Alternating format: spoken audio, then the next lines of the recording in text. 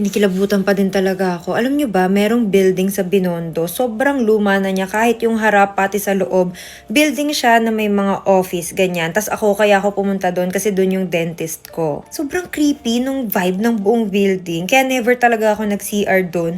Pero nitong huling punta ko, ihing-ihi na ako. So nag-CR na ako. Pagpasok ko ng CR, yan, pasok ako. Walang tao. I mean, doon sa hugasan ng kamay, sa paligid, walang tao. Tapos tago yung CR, nasa pinakasulok.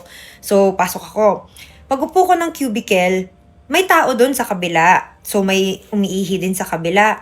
Diyan. Tapos, sabay kaming natapos. Nag-flush siya, tapos nag-flush ako. Pero nauna akong lumabas ng pinto. Tapos magugas na akong kamay. Tapos patapos na ako magugas ng kamay, iniisip ko, tagal naman lumabas nito. Sabay lang kami natapos, sabay ko narinig yung flash namin, ganyan. Wala, hanggang sa, kasi, syempre tapos ako magugas ng kamay, naghahanap ako ng patuyuan ng kamay, o like tissue, wala. Tapos sinisilip ko yung kabilang cubicle, wala nang gumagalaw. So ginawa ko, binidyohan ko, ito yung video.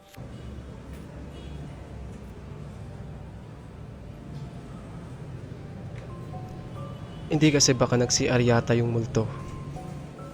Tama ba ako, tol? Tama ba ako, kapare? Diba?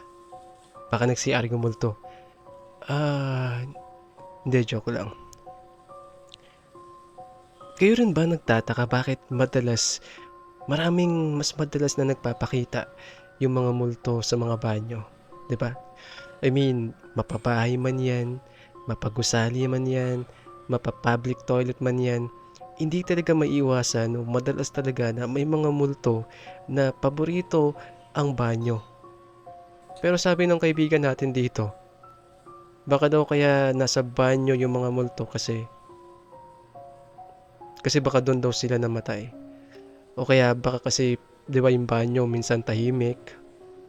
Ayun. Teka, CR muna ako, ha. Nga pala.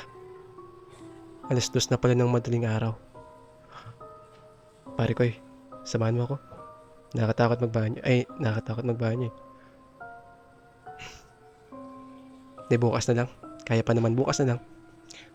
Bye.